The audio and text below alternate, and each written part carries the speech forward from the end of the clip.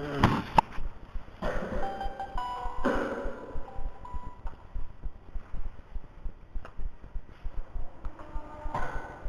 يتعلق بالعلم کے ذیل میں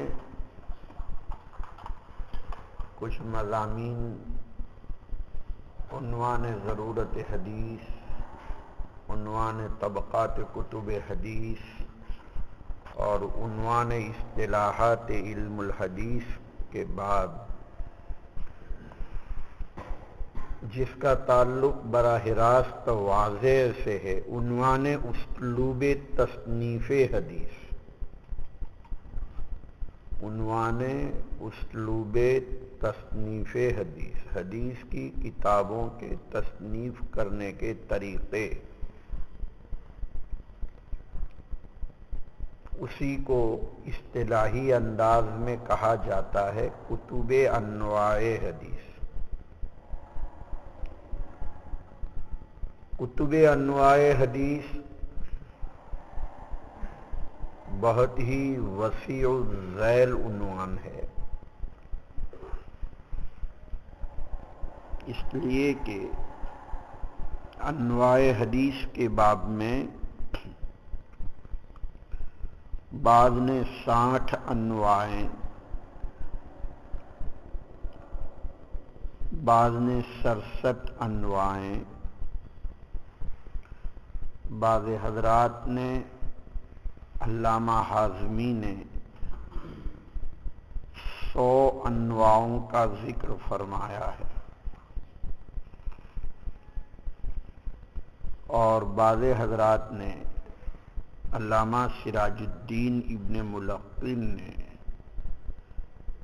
200 انواع کا ذکر کیا ہے۔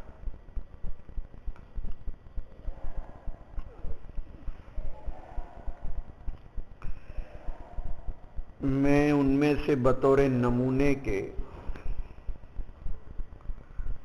کم و بیش 50 کے قریب یا کچھ زائد انواع کو تفہیم کے لیے ذکر کروں گا، جن میں سے بہت سی انواعوں کی کتابیں مکتبہ جامعہ میں ہے۔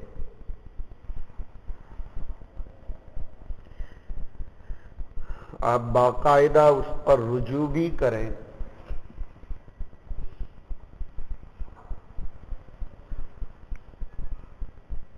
اور ان کتابوں کا تھوڑا اختصار اور کس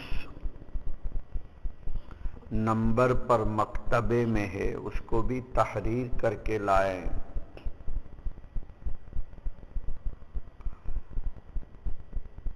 میں نے عرض کیا کہ چند چیزوں کو ذکر کروں گا، جیسے نوع توحید، نوع احکام، نوع تفسیر، نوع سیرت، نوع تاریخ، نوع رقاق، نوع مناقب، نوع آداب، نوع فتن، نوع جامع، نوع سنن، نوع مسانید، نوع مشیخات، نوع معاجیم، نوع اجزاء۔ 15 تو یہ ہو ہی گئی۔ نوع رسائل، نوع اربعینات، نوع افراد، نوع غرائب، نوع مستدرک، نوع مستخرج، نوع علل، نوع اطراف، نوع تعلیق، نوع تراجیم، نوع ابواب، نوع ترغیب و ترہیب، نوع فضائل، نوع مسلسلات، نوع اعمالی، 30 تو غالباً ہو ہی گئی۔ نوع زوائد، نوع مستخرجات، نوع مختصرات، نوٹ مستخرجات، مختصرات، نوع تخاریج، نوع ترتیب، نوع تالیف، نوع ادیہ معصورہ، نوع اسباب الورود، نوع موضوعات، نوع شرح الآثار، نوع ناسخ و منسوخ، نوع متشابہ الحدیث۔ یہ تقریباً 41 کے قریب انواعیں ہو چکی ہوگی، 41۔ پھر ایک سلسلہ ہے وحدانیات، ثنائیات، ثلاثیات، رباعیات، خماسیات، سداسیات، سباعیات، ثمانیات، تساعیات، عشاریات۔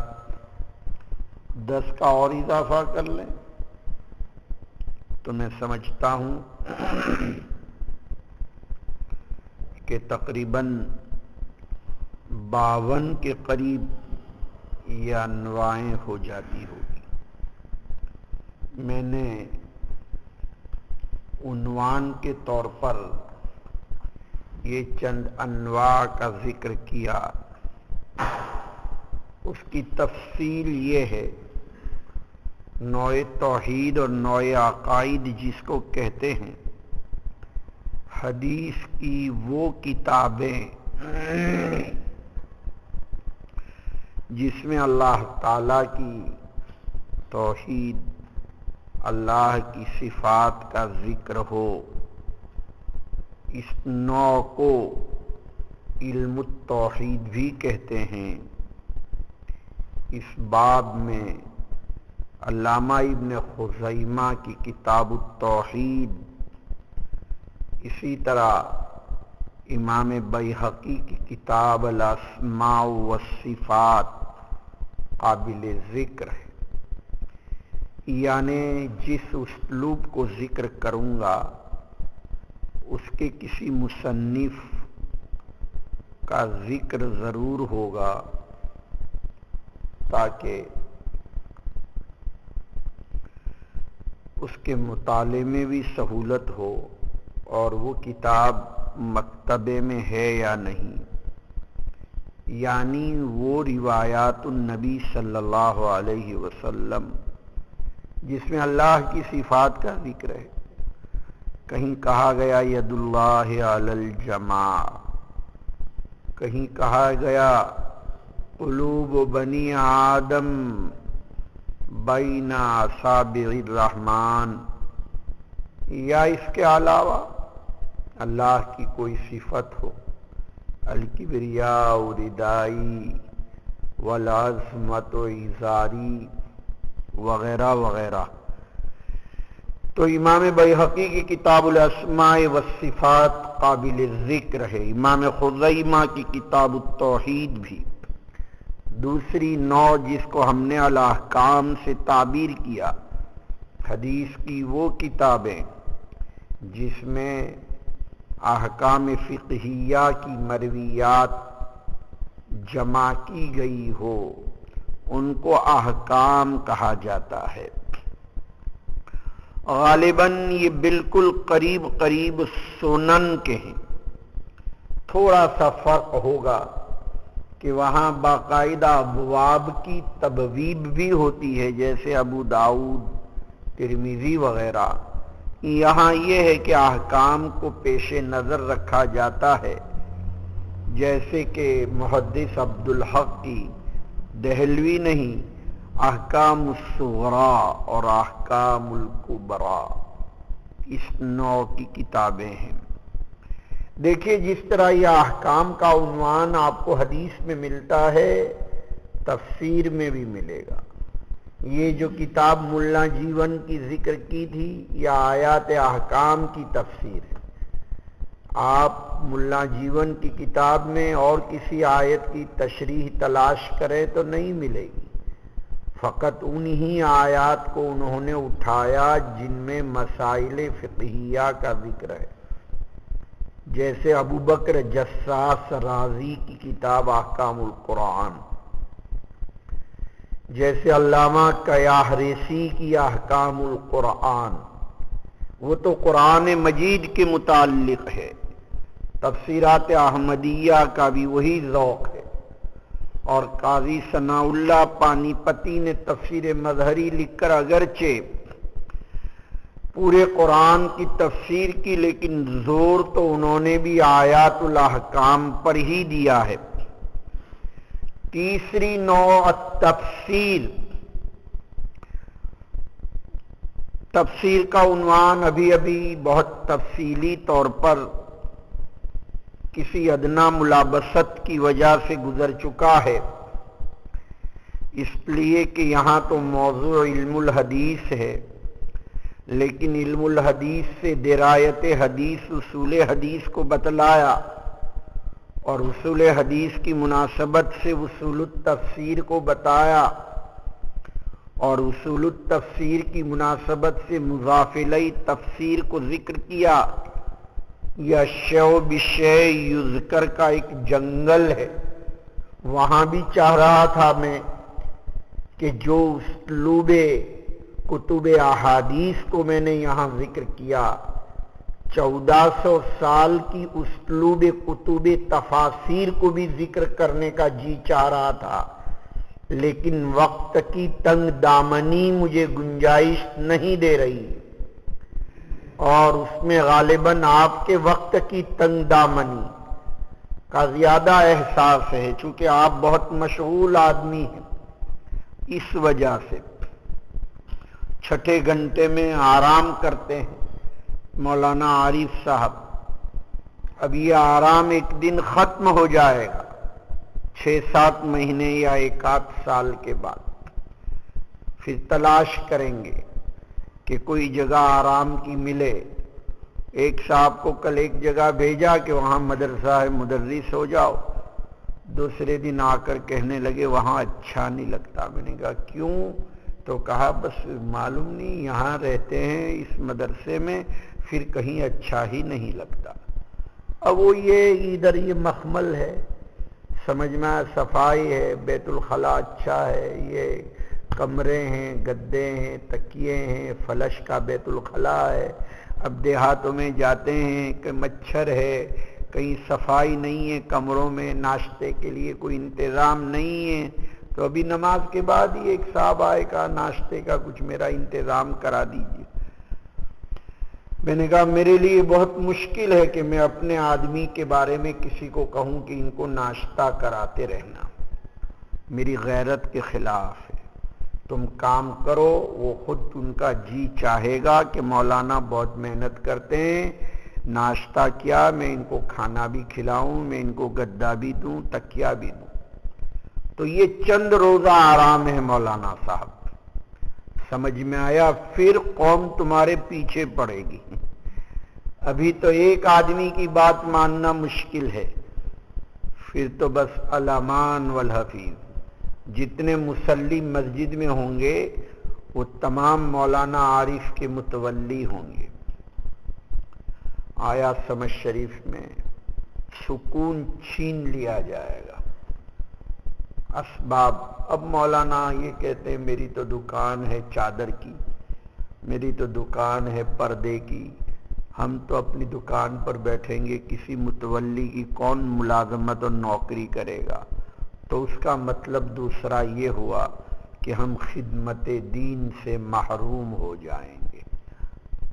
سمجھ میں آیا؟ پھر فجر کی نماز بھی غائب، کوئی فون کرنے والا اور اٹھانے والا بھی نہیں ہوگا، یا فجر کی نماز کی توفیق ہو گئی تو نماز کے بعد سو جائیں گے، پھر 11 بجے اٹھیں گے، پھر 11 بجے ناشتہ فرمائیں گے، پھر ناشتے کے بعد طبیعت میں سستی آئے گی، اتنے میں جی چاہا تو ظہر کے لیے گئے، ورنہ پھر کچھ نہیں، اور پھر گھر والے کہیں گے ارے بھائی کچھ کام تو کرتے نہیں، کم از کم دکان پہ آ کے تو بیٹھا کرو۔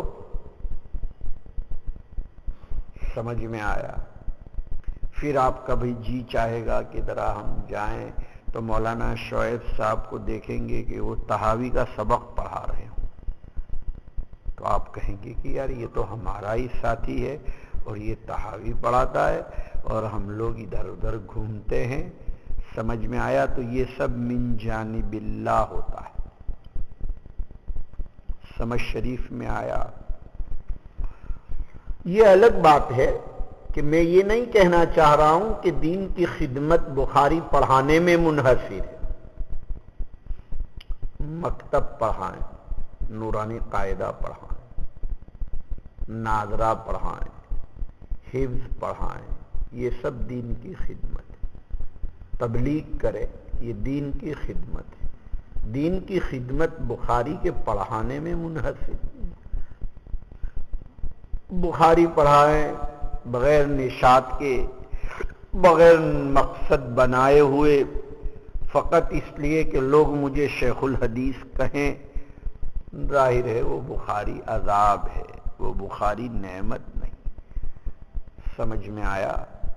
جی، تو میری مراد تو یہاں یہ ہے کہ یہ جو دین کا درد اور ایک کیفیت اسی وقت پیدا ہوتی ہے جب آدمی محنت کرتا ہے، اور ایک عجیب نظام ہے اللہ کا، لوگ باطل کے لیے محنت کرتے ہیں وہاں بھی کامیاب ہو جاتے ہیں، چونکہ باطل پوری پلاننگ سے محنت کرتا ہے۔ مودی کیوں کامیاب ہوا؟ محنت کی وجہ سے۔ سمجھ میں، اس کے ساتھ نہ کسی کی دعائیں تھی، اس کے ساتھ نہ کسی کی کوئی چیز تھی، لیکن کیا چیز تھی؟ محنت۔ محنت کوئی بھی کرتا ہے وہ کامیاب ہو جاتا ہے، اور جو محنت نہیں کرتا ہے وہ ناکام ہوتا ہے۔ کاروبار میں بھی یہی ہے، ایک آدمی دکان کو مقصد بنا کے اسی کے پیچھے پڑا رہے، کاروبار ترقی کرے گا۔ ہم لوگ بھی ان چیزوں کو چھوڑ کر ہمیں بھی کوئی دکان دے دیجئے یا ہم کوئی دکان کر لیں۔ مولانا کی تو پردے کی 4 ہی ہے، انشاءاللہ ہماری تو 10 ہو جائے گی۔ سمجھ میں آیا؟ اللہ نے ایسا دماغ دیا ہے، ایسی بات کر سکتے ہیں، لیکن مقصد آخرت ہونا چاہیے۔ سب چیز چھوڑ چھاڑ کے ادھر آ گئے ہیں، ادھر سے 15-20 کلومیٹر پر ہمارا بہت اچھا مکان ہے، بہت بڑا مکان ہے، دادا نے بنوایا تھا، بہت بڑی زمین ہے، لمبی چوڑی زمین ہے۔ سمجھ میں آیا نہیں؟ قیمتی زمینیں ہیں، 250 بیگھہ زمین ہے، سب بند کر کے ادھر آ گئے۔ اللہ جزائے خیر دے ہمارے ماں باپ کو کہ انہوں نے اس کام میں لگایا، اور یہ زندگی ختم ہو جائے گی۔ 55 تو ہو گئے، اب زیادہ زیادہ 5 باقی ہے۔ 5 تو آپ صلی اللہ علیہ وسلم ہی کے فرمود کی وجہ سے، ورنہ 5 منٹ میں بھی آدمی روانہ ہو جاتا ہے۔ اعمار امتی 70 سنہ و 60 سنہ، پھر مزے وہیں آئیں گے۔ سمجھ میں آیا؟ اور پھر وہاں سب کی خوشامد کرنے کی ضرورت نہیں کہ مولانا ذرا تقریب التہذیب دیکھ لو، پھر وہ ایسے چھوکرے حدیث پڑھیں گے کہ تقریب التہذیب بھی ان کے پاس ہوگی۔ سمجھ میں آیا؟ اور تہذیب التہذیب بھی ہوگی، اس لیے کہ جنت میں جس نعمت کو آدمی چاہے گا وہ نعمت مل جائے گی۔ پھر مولانا عارف صاحب ادھر نہیں ہوں گے ہمارے ساتھ، ہماری درسگاہ میں۔ یہ الگ بات ہے کہ وہ اور اوپر ہوں، کہیں بلند درجات حاصل کر رہے ہوں، یہ الگ چیز ہے۔ سمجھ میں آیا؟ لیکن یہ ہے کہ آدمی کو آخرت کا استحضار ہونا چاہیے۔ تو آپ نے کیسے 6 گھنٹہ آپ کا خالی تھا، آپ نے آ کر کہا نہیں؟ وہ موبائل آپ کا لے لیا تو آپ آ کے رونے لگے، تو 6 گھنٹہ خالی تھا تو آپ آ کر روتے کہ اتنے دن ہو گئے میں چھٹا گھنٹے کا کوئی نظم نہیں ہو رہا ہے. جی موبائل کے لیے جیسے آپ کی آنکھوں سے آپ آنسو بہا رہے تھے تو کم از کم چھٹے گھنٹے کے لیے بھی ایک دن تھوڑا آنسو نہ بہاتے, چہرہ ہی کر دیتے, کم از کم اطلاع ہی کرتے کہ ابھی چھٹے گھنٹے کا کوئی نظم نہیں ہو رہا ہے. یہ دلیل ہے اس بات کی. سمجھ میں آیا کہ اتنا اچھا پڑھانے اور اتنی اچھی محنت اور اتنے اچھا انتظام اور اتنی اچھی سہولتیں اور اتنے اچھے اساتذہ, نوجوان شاب بالکل پوری تیاریوں کے ساتھ اپنی بیویوں کی سردیوں کے اندر اپنی بیویوں کی گودوں کو چھوڑ کر مطالعہ کرنے والے اساتذہ دیے ہیں آپ کو. نئی نویلیاں ان کی بیویاں ہیں سب کی. سمجھ میں آیا؟ ایسے اساتذہ تم کو پڑھاتے ہیں اور وہ مطالعہ کرتے ہیں. سمجھ میں آیا؟ بڑی مشقت ہوتی ہے اس میں, وہ مولانا ہی بتا سکتے ہیں آپ کو. ایسے اساتذہ آپ کو پڑھا رہے ہیں تو اس کا ذرا تھوڑا احساس کر لیجئے, خیال کر لیجئے. آپ لوگ بڑے مجاہدوں کے ساتھ وہ لوگ پڑھا رہے ہیں. تو میں عرض یہ کر رہا تھا کہ ایک ہے احکام اور ایک ہے تفسیر. تو جی چاہ رہا ہے تفسیر کے متعلق کچھ کہوں.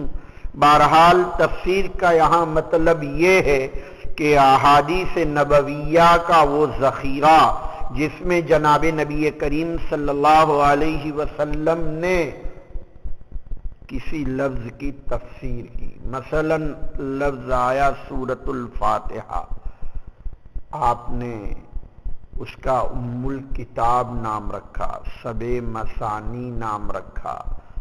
اب آپ نے کوئی بات بیان فرمائی, یا ترمذی شریف کی روایت اگر ہے, کتاب ہے, تو وہاں غیر المغضوب علیہم ولا الضالین, تو ترمذی کی کتاب التفسیر میں مغضوب علیہم کے بارے میں لکھا یعنی الیہود بہ قال النبی صلی اللہ علیہ وسلم, یا کہا ضالین ای النصارى. یہ روایت ترمذی میں ہے. اور میری مراد یہ ہے کہ نبی کریم صلی اللہ علیہ وسلم نے آیات قرآنیہ کی جو وضاحت فرمائی, ایسی مرویات کو کسی کتاب میں جمع کر دینا جس کو روایات تفسیریہ کہتے ہیں, یہ نوع ہے تفسیر کے نام سے. علامہ ابن جریر کی کتاب جامع القرآن, علامہ ابن کثیر کی تفسیر, جلال الدین سیوطی کی الدر المنصور, امام بخاری اور امام ترمذی کا کتاب التفسیر, یہ اسی نوع کا عنوان ہے. امام بخاری کا کتاب التفسیر بھی بہت اچھا ہے. کوئی کتاب ہاتھ لگ گئی تھی, اسی کو پوری نقل کر دی ہے مولانا بخاری صاحب نے. اللہ کرے کتاب التفسیر تک آپ پہنچے تو وہاں میں تفصیلات بھی ذکر کر سکتا ہوں. اس کے بعد ہے نمبر التاریخ کا. یہ تمام کتابیں آپ کے مکتبہ جامعہ میں موجود ہے. ابن جریر کی بھی, ابن کثیر کی بھی, سیوطی کی بھی. 2 نسخے ہیں. کسی زمانے میں لایا تھا لال کلر کی, اب کالے کلر کی بھی ہے. مجھے اسی طرح حوالہ دینا پڑتا ہے کالا اور لال آپ کو, اس لیے کہ اب میں کیسے یہ کہوں کہ فلاں کی محققہ. آپ کا بھی تو ذوق ہونا چاہیے. تو آپ کو پہچان کرانے کے لیے میں نے کہا کہ ایک لال جلد کی, ایک کالی جلد کی, اس لیے کہ آپ کے چشمے اسی کو دیکھتے ہیں. آپ کے پاس بصارت ہے, بصیرت کا فقدان ہے. مطالعہ کیجیے. مولانا ابن کثیر کی تفسیر کے جو بھی کسی نے بتایا, جلالین کی بھی اتنے نسخے ہیں. کوئی بڑا نسخہ دیکھ لیا تو وہ لے لیا, کوئی چھوٹا دیکھ لیا تو وہ لے لیا. اس پر اگر لباب النقول ہے تو اس کو خرید لیا, اس کے کالے اگر پیلے ہیں تو اس کو لے لیا, اس کے کاغذ اگر سفید ہے تو اس کو لے لیا, اس پر لفظ اللہ کو سرخ کلر سے لکھا ہے تو اس کو لے لیا. اتنی چیزیں پسند آ جاتی ہے ہمیں.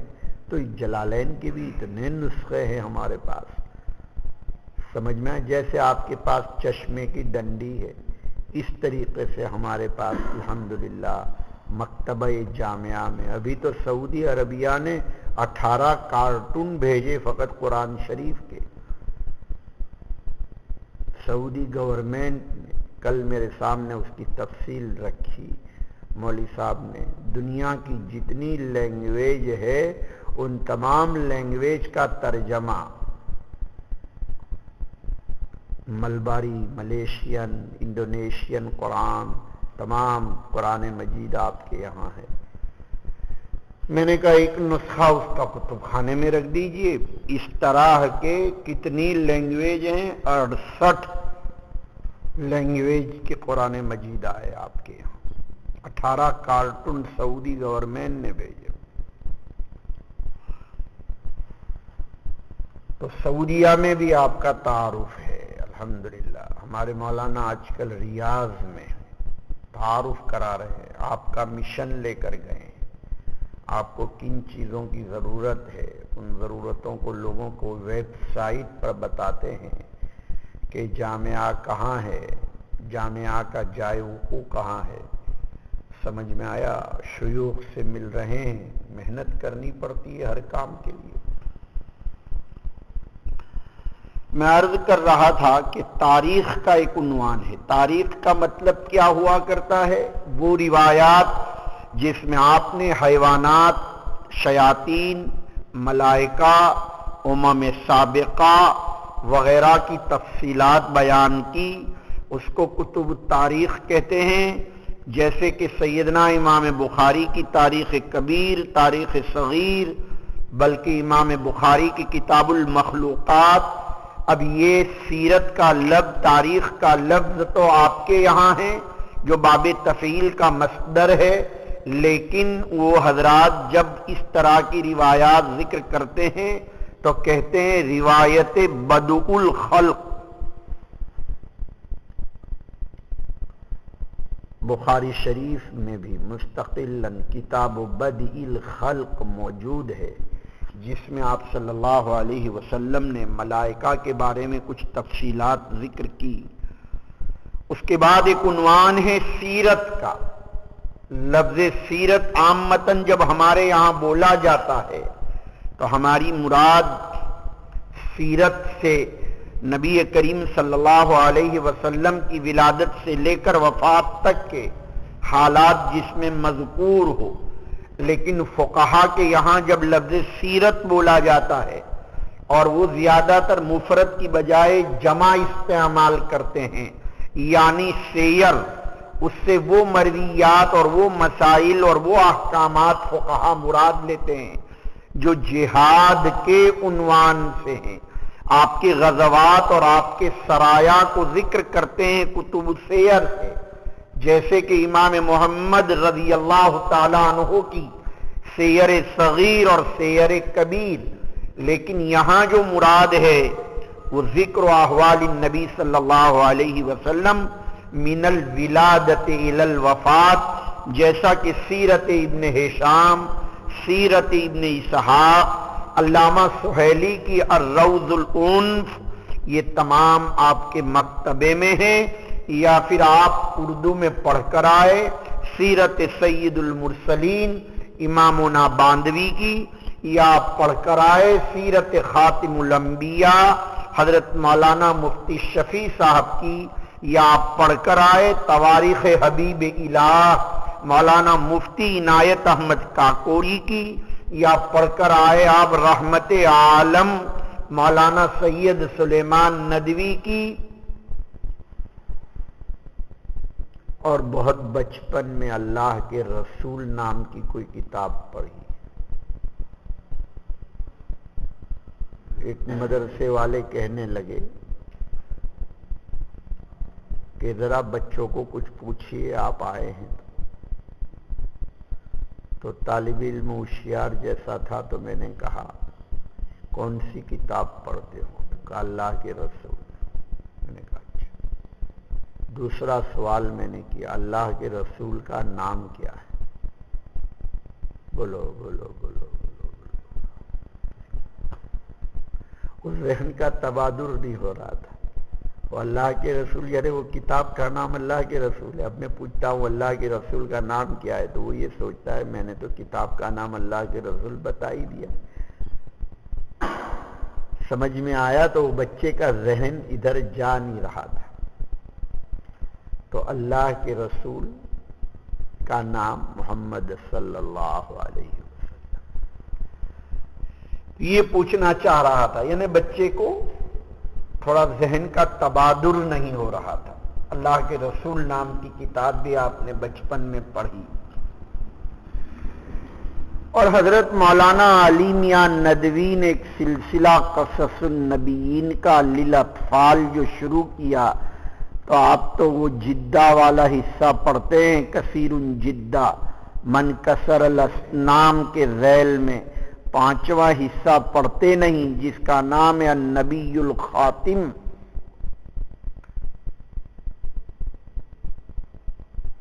اور اس کا اردو ترجمہ بھی کسی نے کر دیا ہے.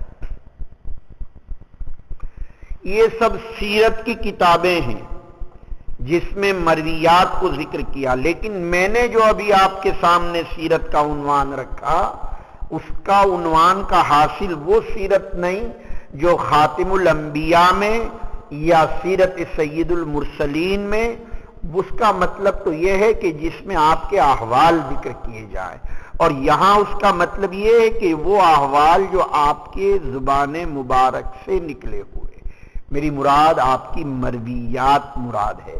تو ابن ہشام میں، ابن اسحاق میں، اور روض العنف میں جو سیرت کا ذکر ہے، اس کا مطلب وہ مرویات جس میں آپ کے احوال کا ذکر ہو. اس کے بعد نمبر ہے رقاق کا.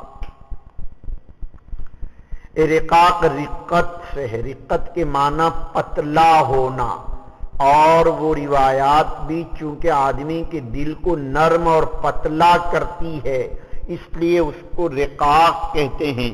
اس کا دوسرا نام زہد بھی ہے. وہ مرویات کہ جس کو پڑھ کر دنیا سے اعراض اور آخرت کی طرف رغبت پیدا ہوتی ہے، ایسی مرویات کو رقاق کہتے ہیں. غالباً اسی سے تصوف میں اس کا نام سلوک رکھا جاتا ہے. تو روایات السلوک بھی کہہ سکتے ہیں، روایات الرقاق بھی کہہ سکتے ہیں، اور روایات الزہد بھی کہہ سکتے ہیں. اس باب میں عبداللہ ابن مبارک کی کتاب الزہد، اللہ امام احمد بن حنبل کی کتاب الزہد بڑی مشہور ہے، یا کتاب الرقاق. آپ بتائیے گا آپ کے مکتبے میں کس کی کتاب ہے؟ یہ الگ بات ہے کہ اب آپ کے یہاں سلوک کا لفظ تصوف کے لیے بولا جاتا ہے، یعنی جس میں امراض باطنی کا علاج ہو. نماز پر کیسے مداومت کریں گے، حسد سے کیسے بچیں گے، تکبر سے کیسے بچیں گے، سلوک کہتے ہیں، طریقت کہتے ہیں. اس باب میں بھی علماء کی کتابیں، تربیت السالک امامنا تھانوی کی، التشرف امامنا تھانوی کی، التکشف امامنا تھانوی کی، بدائع امامنا تھانوی کی، انفاس عیسیٰ امامنا تھانوی کی، قصد السبیل امامنا تھانوی کی، تسہیل و قصد السبیل امامنا تھانوی کی، شریعت و طریقت کا تلازم مولانا زکریا صاحب. آپ سمجھتے ہیں کہ آپ ہی کو تصوف معلوم ہے، فقط تصوف کو بھی پھر پڑھا ہے ہم، اور الحمدللہ برت بھی رہے ہیں. لیکن تمہارے تصوف اور ہمارے تصوف میں فرق ہے.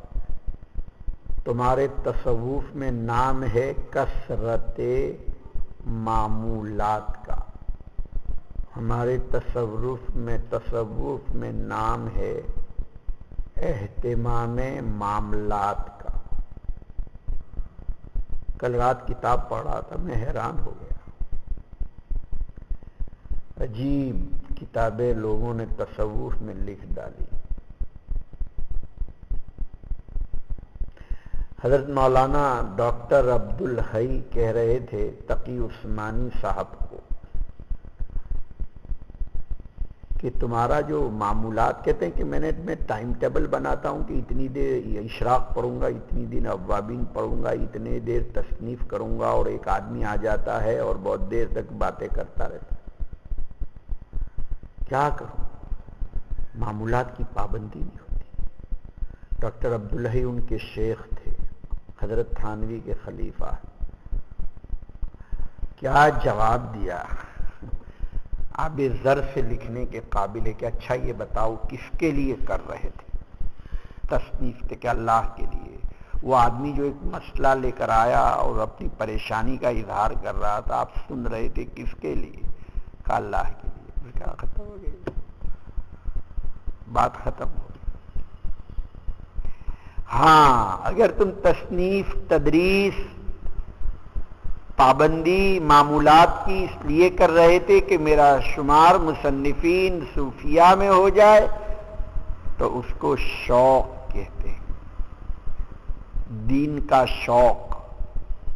اور شوق مطلوب نہیں ہے، تعمیل حکم مطلوب ہے. اللہ تعالیٰ جب کہے وہی. مجھے بہت پسند آئی مثال، کہتے بتائیے حرم شریف کے اندر 1,00,000 نماز پڑھنے کا ثواب ہے کہ نہیں؟ کہا. اب اتنے مبارک ایام میں 7 ذی الحجہ کو کہا جا رہا ہے کہ مینا میں جا کے نماز پڑھو 5، تو 1,00,000 نماز کو ختم کرا دیا. اب اگر ایک آدمی مینا نہیں جاتا ہے اور حرم میں رہتا ہے اور سوچتا ہے مجھے 1,00,000 کا ثواب ملے گا اور مینا میں تو ایک ہی نماز کا ثواب ملے گا، کہتے ہیں اس نے حکم کی تعمیل نہیں کی. نفس کے خلاف کرنا، یعنی جی چاہ رہا ہے حرم کی نماز فوت نہ ہو، اور پھر اللہ تعالی حرم کی نماز فوت کرا کے مینا بھیجتے ہیں جہاں اتنا زیادہ ثواب نہیں ہے. حرم کی نماز میں ثواب ہے 1,00,000 کا، پھر بھی کیا کہا 7 ذی الحجہ کو کہ ظہر، عصر، مغرب، عشاء مینا میں پڑھو. اور اتنا اچھا جواب دیا کہ ایک آدمی زندگی بھر نماز پڑھتا ہے وقت پر اور کبھی قضا نہیں کرتا، لیکن عرفات کے میدان میں مغرب کی نماز کو وقت ہو جانے کے باوجود میدان عرفات میں پڑھنے کی اجازت نہیں ہے، اور کہا کہ نماز آج تو قضا ہی کرنی پڑے گی، حالانکہ وقت ہے ادا کا اور عرفات کے میدان میں نماز پڑھنے کی، لیکن پھر بھی کہہ رہے تمہاری نماز آج نہیں ہوگی، مزدلفہ میں ہی ہوگی. اب شوق تو ہو رہا تھا کہ نماز میری کبھی بھی قضا نہ ہو. جب زندگی بھر میں نے قضا نہیں کی تو میں عرفات کے دن کیسے قضا کروں گا، اور عرفات کے میدان میں کیسے قضا کروں گا؟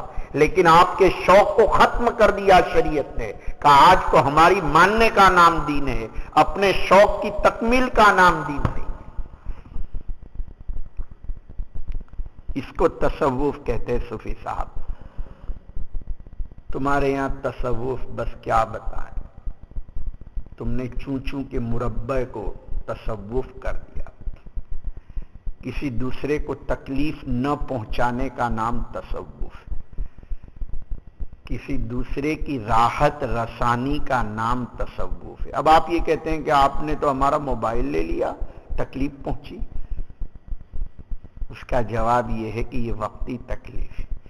ہم نے موبائل اس لیے لے لیا کہ دوسرے آپ کے ساتھی اس کا مس یوز کرتے، وہ وقت ضائع کرتے.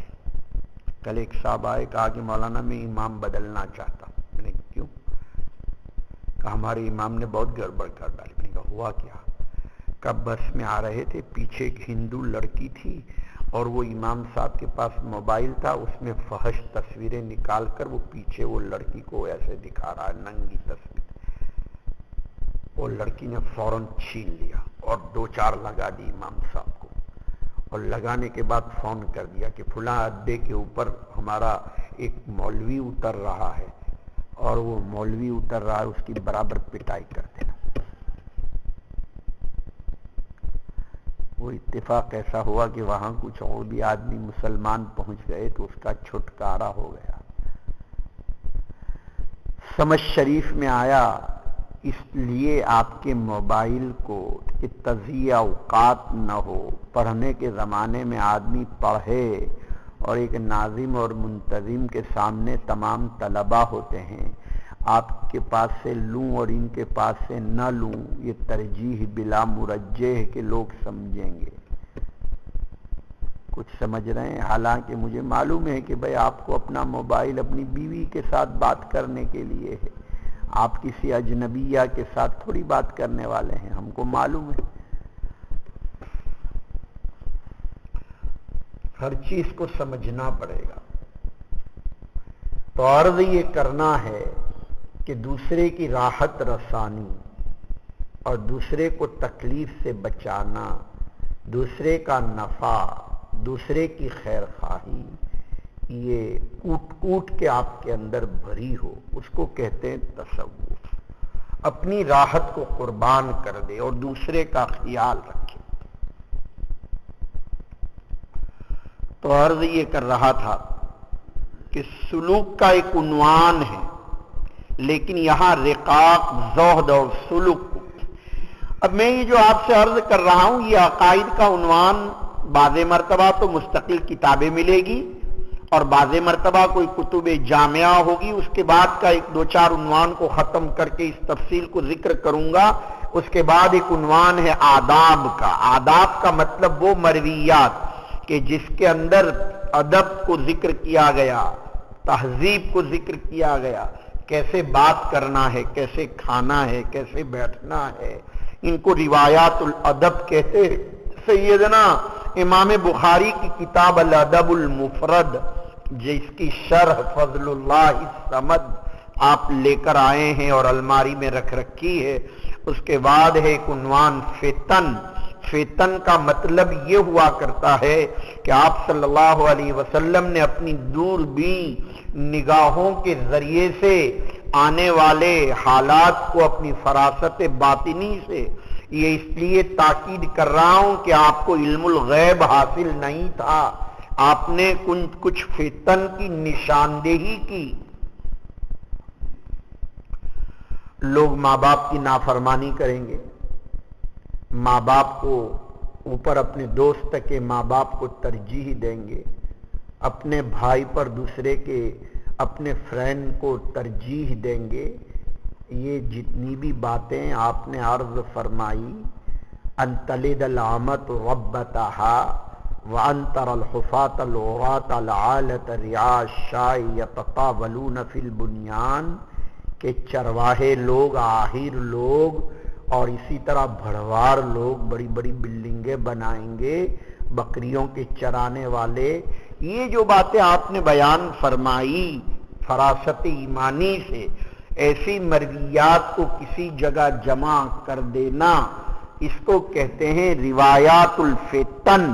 فتن جمع فتنتن کی، فتنتن کے معنی آتے آزمائش کے اور امتحان کے معنی میں آتا ہے۔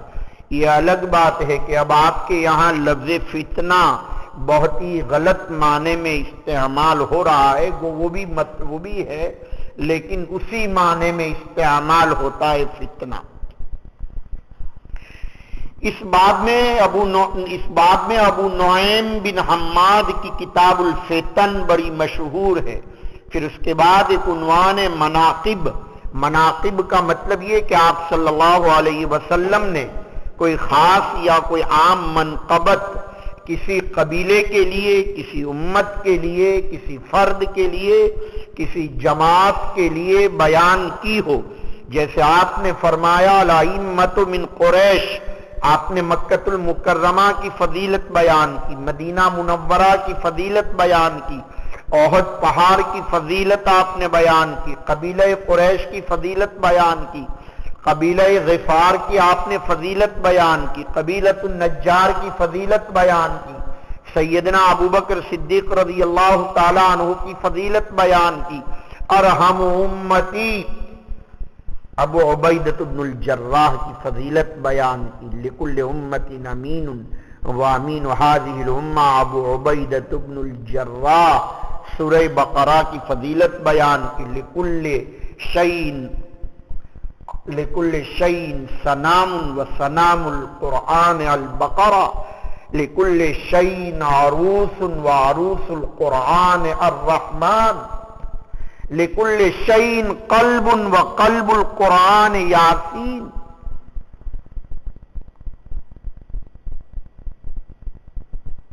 یہ جو فضائل و منقبت کبھی اہل بیت کے، کبھی شیخین کے، کبھی خلفائے اربعہ کے، کبھی صحابہ کے، خیر القرون قرنی ثم الذین یلونہم ثم الذین یلونہم وغیرہ وغیرہ فضائل جس میں بیان کیے جائیں، اور مناقب اس باب میں عشر مبشرہ کے مناقب میں محب طبری کی کتاب غالباً مکتبہ جامعہ میں ہو سکتی ہے، کل اطلاع دیجئے.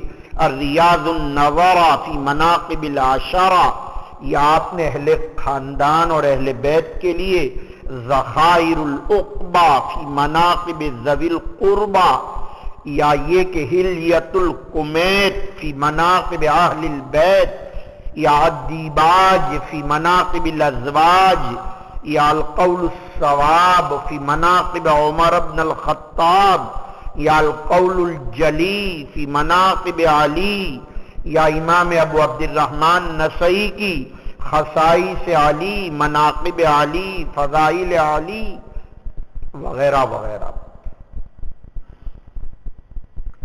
اس باب میں سب سے جامع کتاب معمر ابن راشد کی بھی ہے.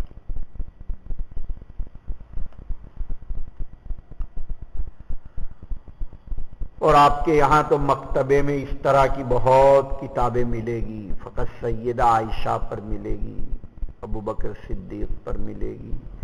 مولانا علی میاں صاحب نے المرتضیٰ نام کی کتاب لکھی ہے. بعض لوگوں نے حضرت معاویہ کے مناقب پر کتاب لکھی ہے. بعض حضرات نے عشر مبشرہ پر لکھی ہے. بعض نے ازواج مطہرات پر لکھی ہے. بعض نے بنات الطاہرات پر لکھی ہے. بعض نے امام حسن اور حسین کے مناقب پر لکھی ہے. پورا جنگل ہے مولانا صاحب، آپ مطالعہ کرتے رہیں. اب میں نے جو یہ آپ کے سامنے اب تک کی انواعیں ذکر کی، جن میں سر فہرست عقائد، دوسرے نمبر پر احکام، تیسرے نمبر پر تفسیر، چوتھے نمبر پر تاریخ، پانچویں نمبر پر سیرت، چھٹے نمبر پر رقاق، ساتویں نمبر پر آداب، آٹھویں نمبر پر فتن، نویں نمبر پر مناقب. بعضے لوگ کیا کرتے ہیں، علیحدہ علیحدہ کتاب لکھتے ہیں، اور بعضے ان 8 یا 9 کو ایک کتاب میں جمع کر دیتے ہیں، جیسے امام بخاری، جیسے امام ترمذی، جیسے امام مسلم، جیسے صاحب مشکات.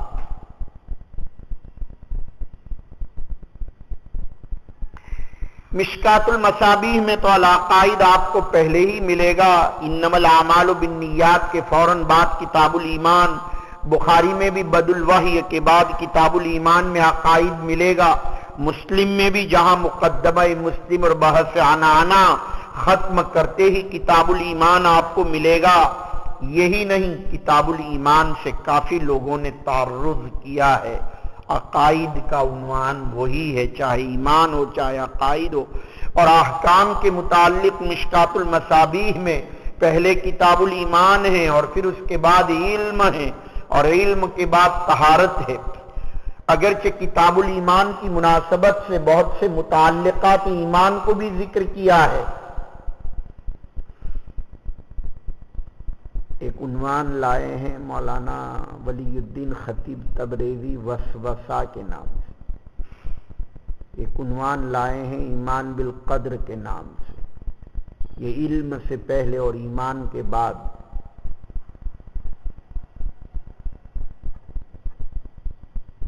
یہ تمام کے تمام عناوین کا تعلق من وجہ، چاہے ضد کے اعتبار سے وسوسہ وغیرہ کا ذکر ہے.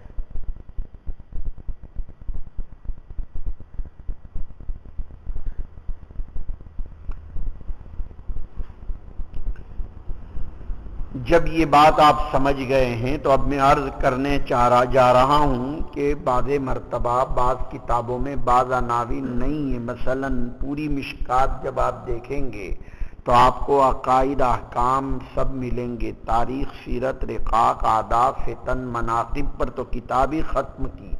سب سے آخری بیان جو آپ لائے ہیں وہ باب فضیلت ہذہ الامہ، باب ثواب ہذہ الامہ، اس امت کے فضائل اور مناقب پر انہوں نے کتاب مشکات المصابیح کو ختم فرمایا. مولانا ترمذی نے بھی مناقب پر اپنی کتاب کو ختم فرمایا ہے. اور جہاں تک تعلق ہے کتاب التفسیر کا تو اس عنوان سے کوئی کتاب مشکات میں نہیں ہے.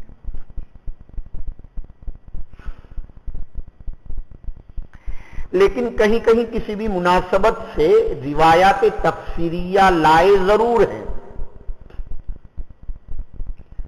مثلا یہی جو کل آپ کے سامنے وَإِذْ أَخَذَ رَبُّكَ مِن بَنِي آدَمَ مِن ظُهُورِهِمْ ذُرِّيَّتَهُمْ، یہ عامتاً کتاب التفسیر کے اندر ہوتی ہے، لیکن اس روایت کو انہوں نے ذکر کیا ہے باب الایمان بالقدر میں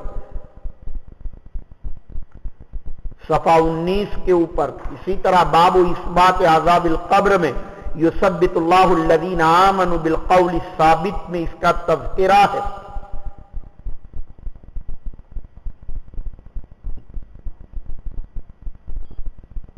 اسی طریقے سے اقرا باسم ربک الخلق، اقرا وربک الاکرم، اس کا تذکرہ بھی آپ نے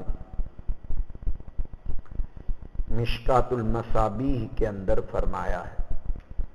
تو روایات تفسیریہ کے عنوان سے کتاب التفسیر تو مشکات میں نہیں ہے. اسی لیے بعض حضرات نے کہا کہ مشکات کو جامع نہیں کہیں گے. اس لیے جامع نہیں کہیں گے کہ ان میں 8 ابواب نہیں ہیں.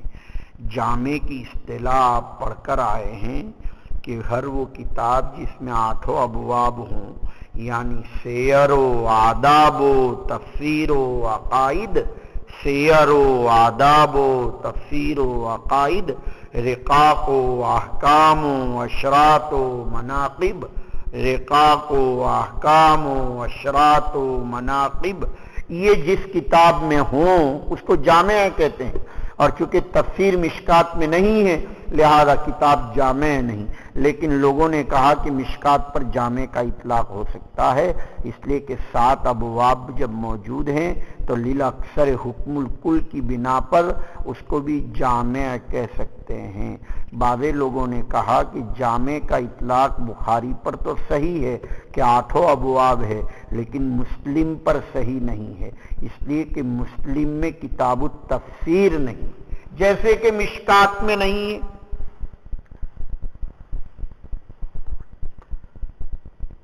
لیکن یہ بات صحیح نہیں.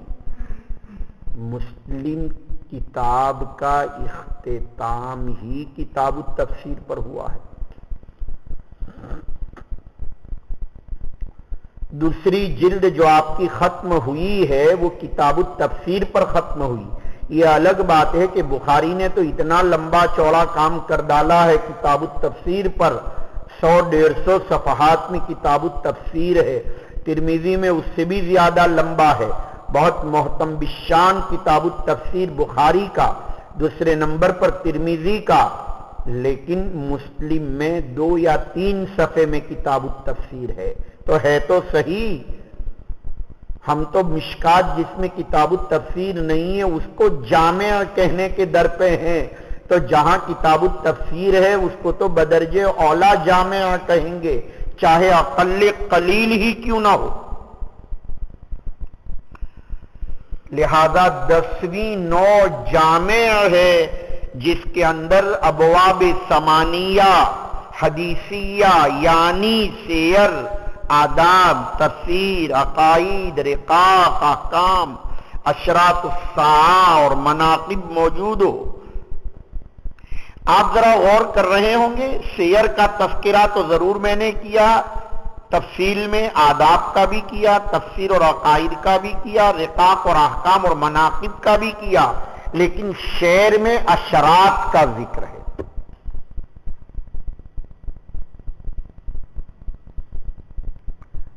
سوال یہ کہ آپ نے اشرات کا ذکر کیا نہیں، اس کا جواب یہ ہے کہ وہ جو عنوان فتن کا ہے وہی اشرات ہے۔ تفصیل میں نے اس کو فتن کہا ہے، اور اجمال اور شعر کے اندر ہم نے اس کو اشرات کہا ہے۔ اشرات کا معنی ہے علامات قیامت، اور یہ جتنے فتنے ہیں وہ قیامت کے قریب ہوں گے، لہذا روایات الفتن اور روایات اشرات الساعہ وہ ایک ہی چیز کے دو نام ہیں۔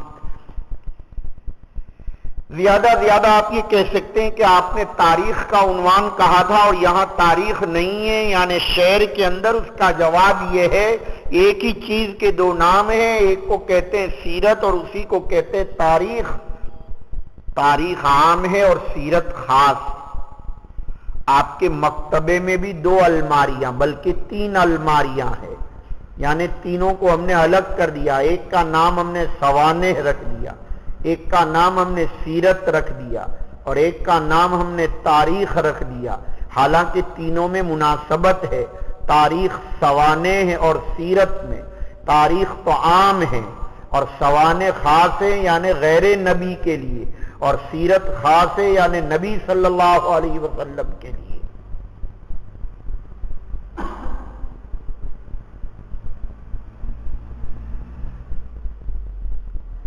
لیکن کبھی کبھی لفظ تاریخ مقیدن جیسے تاریخ فرشتہ تو خاص معنی میں بھی استعمال ہوتا ہے تاریخ۔ بہرحال نمبر 1 عقائد، نمبر 2 احکام، نمبر 3 تفسیر، نمبر 4 تاریخ، نمبر 5 سیرت، نمبر 6 رقاق، نمبر 7 آداب، نمبر 8 فتن، نمبر 9 مناقب، نمبر 10 جامع۔ لیکن یہ یاد رہے جامع کی اصطلاح سب سے پہلے متاخرین کے یہاں استعمال ہوئی، ان میں سب سے زیادہ حضرت شاہ عبدالعزیز محدث دہلوی، جن کی کتاب اجالہ نافعہ جس کی شرح فوائد جامعہ اور ما یجب حفظہ للناظر، انہوں نے سب سے پہلے جامعہ کا یہ مفہوم بیان کیا، ورنہ اس سے پہلے یہ لفظ بعض کتابوں پر بولا جاتا ہے، جیسے موطا امام مالک پر جامع مالک، سفیان ثوری کی کتاب پر جامع کا اطلاق امام سیوطی نے فرمایا ہے، لیکن وہاں یہ ابواب ثمانیہ موجود نہیں۔ معلوم یہ ہوا کہ مفہوم عام کے اعتبار سے متقدمین کی اصطلاح اور مفہوم خاص کے اعتبار سے متاخرین کی اصطلاح، اور مفہوم خاص میں بخاری ترمذی بھی آ جائے گی بلکہ مسلم بھی آ جائے گی، اور میری تو رائے ہے کہ مشکات بھی آ جائے گی اگر متاخرین کی اصطلاح لی جائے جب بھی۔ اب آپ کہیں تو ہم آگے چلیں، 10 انواعوں کے بعد 11ویں نوع جس کو سنن کہتے ہیں، ابواب فقہیہ کی ترتیب پر احادیث کو جمع کرنے کا نام حقیقت میں جو ہے وہ سنن ہے۔ اس باب میں سب سے مشہور کتاب آپ کے سامنے سنن اربعہ یعنی سنن ابی داؤد، سنن ترمذی، سنن ابن ماجہ، سنن ابو عبد الرحمن نسائی، جس کو سنن کبریٰ اور سنن صغریٰ بھی کہتے ہیں۔ سنن صغریٰ کا نام المجتبی اور المجتنی بھی ہے جو آپ کے یہاں نصاب میں داخل ہے، اور سنن کبریٰ اس کی زیارت تو آپ نے کی ہی ہوگی، اس لیے کہ کفلیتا میں مولانا شیخ المشائخ نے آپ سے یہ عرض کیا تھا کہ محمد ابن اسماعیل بخاری کا مصداق کون ہے؟ آیا محمد بن اسماعیل سے مراد بخاری ہے یا غیر بخاری؟ آپ تلاش کرنا، آپ نے تو ماشاءاللہ تلاش کر ہی لیا ہوگا، چادروں کی دکان میں بیٹھ کر چھٹیوں میں یہی مشغلہ آپ کا رہا ہوگا۔ سنن دار قطنی، سنن بیہقی،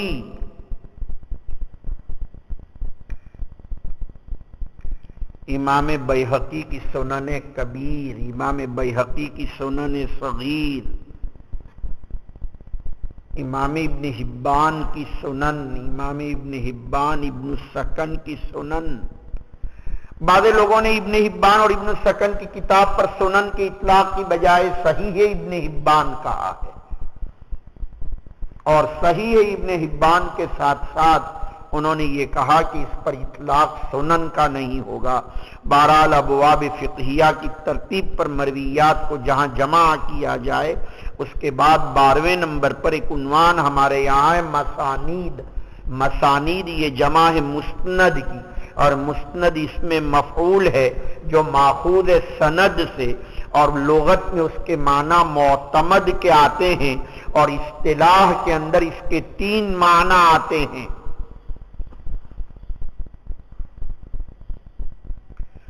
مخصوص ترتیب پر احادیث کو جمع کرنا۔ اب وہ مخصوص ترتیب کیا ہوگی؟ صحابہ کی ترتیب پر احادیث کو جمع کرنا، یا حروف تہجی کی ترتیب پر احادیث کو جمع کرنا۔ صحابہ کی ترتیب سے مراد سیدنا ابوبکر صدیق کی مرویات کو پہلے، عمر بن الخطاب کی بعد میں، عثمان بن عفان کی بعد میں، حضرت علی کی 4تھے نمبر پر، یہ میری مراد ترتیب صحابہ ہے۔ اور حروف تہجی کی ترتیب کا مطلب کیا؟ حضرت انس کی ابتدا میں حمزہ ہے تو الف کی پہلے، یعنی روایات انس کو پہلے لائیں گے۔ یہ حروف تہجی کی ترتیب پر روایات کو جمع کیا جائے۔ کوئی بھی مخصوص ترتیب پر احادیث کو جمع کیا جائے اس کو کہا جاتا ہے۔ اب چاہے وہ ترتیب کوئی خاص ہو، بعض حضرات نے ترتیب سبقت اسلام کو بھی ملحوظ رکھا، مراد جو سب سے پہلے مسلمان ہوئے، حضرت ابوبکر صدیق پہلے مسلمان ہوئے، پھر حضرت خدیجۃ الکبریٰ، پھر حضرت علی، پھر حضرت زید، تو اس ترتیب پر سبقت اسلام کا عنوان رکھا۔ بعض حضرات نے ترتیب خلافت کا عنوان رکھا۔ غرض کوئی بھی مخصوص ترتیب ملحوظ ہو ان کو کہا جاتا ہے حقیقت میں مسند اور مسانید۔ یہ تو 3 اصطلاحی معنی میں سے ایک معنی ہو کہ ترتیب مخصوص کے اوپر ہو۔ اب مخصوص ترتیب کی متعدد شکلیں: ترتیب صحابہ، ترتیب سبقت اسلام، ترتیب حروف تہجی، اور ترتیب خلافت صحابہ یا خلافت راشدین۔ بعض حضرات نے ایک دوسرے معنی بیان فرمائے ہیں، اور وہ فرماتے ہیں وہ کتابیں جن میں احادیث کو مصنف اپنی سند متصل کے ساتھ بیان کرے، اپنی سند کے ساتھ بیان کرے، اس کا نام رکھا جاتا ہے۔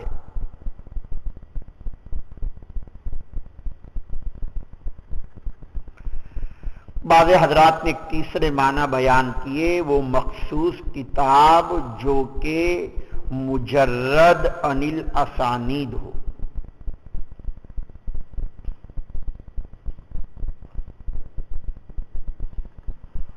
لیکن یہ معنی زیادہ سمجھ میں نہیں آتے۔ بعض حضرات نے مسانید ان کتابوں کو کہا کہ جس میں ایک متن کا کنارہ لے لیتے ہیں، انما الاعمال بالنیات، اور جتنی سندیں ہیں ان کو جمع کیا جائے، اس کو مسانید کہتے ہیں۔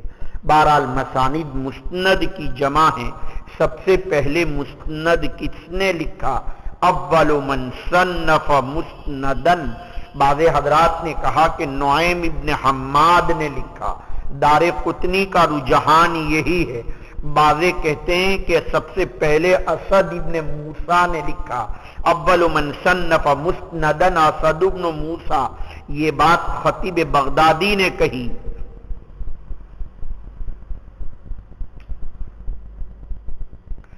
اب ہمارے زمانے میں جب بھی مسند کا لفظ بولا جاتا ہے تو اس کے مخصوص معنی ہوتے ہیں، اور وہ یہی کہ کسی ترتیب خاص پر روایات کو جمع کیا جائے اس کو مسند کہتے ہیں۔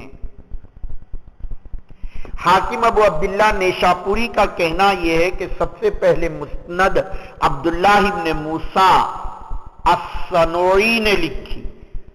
بعض حضرات کہتے ہیں ابن عادی کا رجحان یہ ہے کہ یحییٰ الحمانی نے سب سے پہلے مسند لکھی۔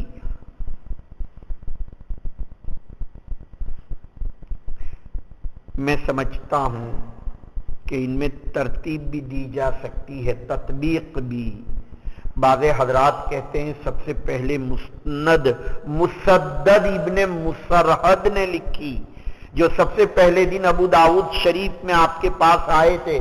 امام ابو داؤد کے بھی استاد ہیں اور حضرت امام بخاری کے بھی یہ استاد ہیں حدیث النیہ میں۔ ممکن ہے یہ جو حضرات اول من صنف سب کو کہہ رہے ہیں یحییٰ الحمانی باعتبار کوفہ شہر کے اول من صنف ہے، اور باعتبار بصرہ شہر کے مسدد ابن مسرحد ہے۔ اب تو مسانید کے عنوان سے آپ کے کتب خانے میں ابو داؤد طیالسی کی بھی مسند موجود ہے، امام حمیدی کی بھی مسند موجود ہے، امام احمد بن حنبل کی مسند امام احمد بن حنبل موجود ہے، مکتبہ جامعہ میں مسند ابو یعلا اور مسند بزار نام کی کتابیں موجود ہے۔